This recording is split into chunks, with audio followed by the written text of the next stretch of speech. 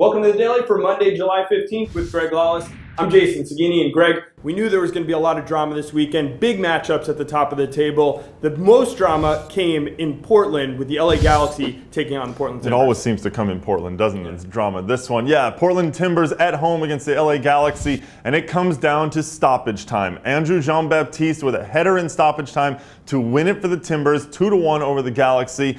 Look, there were 5 minutes of stoppage time put in this game. Afterward, Bruce Arena not happy about that at all. A couple of words with Caleb Porter. They made up after those words in that one, though. But for the Timbers, this was a match where, they'd gone on the road, they'd lost that 15-game winning unbeaten streak. They come home finally, they get this result at home. This was a big win for the Timbers. Another one of those wins for the Timbers that could propel them in the Western Conference all the way into the playoffs. All right, well, in that Western Conference, they are chasing Real Salt Lake, another team who really made a statement. All that talk about Real Salt Lake not being able to win in Texas, well, that is out the window. Not only did they win, it was 3-0 over FC Dallas. Yeah, an emphatic performance, I think, from Real Salt Lake. And don't forget, they were missing several important players, including Nick Raimondo, Kyle Beckerman, and Alvaro Saborillo. Didn't matter. They still got the job done. Javier Morales with a cheeky goal, and then Omar Garcia with a very nice volley at the end to ice it.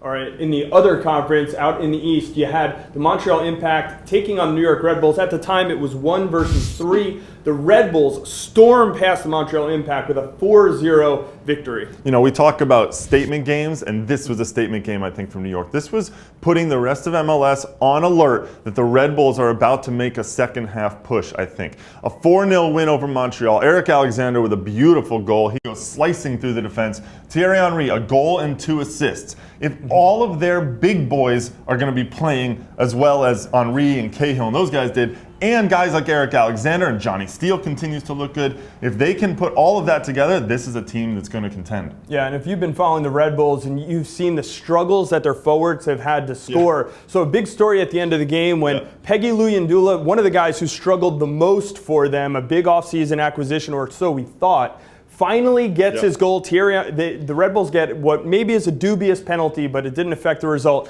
Thierry Henry picks up the ball. He knew exactly where he was going, gives it to Luyendula, who slots it home, and that was a big confidence booster for him. That's Luyendula's first goal in competition since 2011 in the Europa League, so it's a huge one for him. All right, we should also talk about the United States national team. They are through to the quarterfinals of Gold Cup now. They got a 4-1 victory over Cuba, but Greg, maybe it wasn't as easy as it looked, or at least at first it wasn't. It wasn't. They actually go down to Cuba. Look, Cuba brought a lot of speed. They had some skill on the ball. They had a nice finish. Edgar Castillo got skinned on the outside, and then the cross came in and put it away by Ciprian for Cuba. But look, the talent, the skill, and the composure from the U.S. showed eventually. Landon Donovan got a penalty that he put away to make the score even. Joe Corona gets his first international goal, a beautiful goal into the side netting on a curler. And then finally, Chris Wondolowski comes in and puts the game away with 2 of his own. So this is a U.S. team that I think is showing the confidence that they have.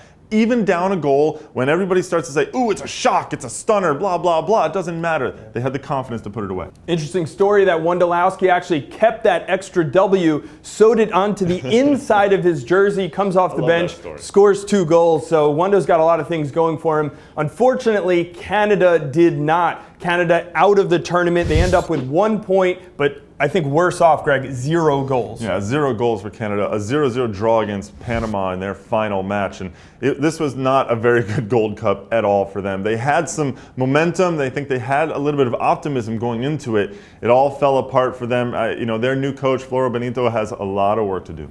All right, I want to remind everyone before we get out of here for today, you can vote on Goal of the Week on MLSsoccer.com today. Plenty of great goals, including Adam Moffat's stunner up in New England. And also, there's so much to talk about. We mentioned the handshake between Bruce Arena and Caleb Porter. If you saw the San Jose-Seattle game, you know there's a lot to talk about on Instant Replay and, of course, Extra Time Radio. You can check those out both this afternoon on MLSsoccer.com.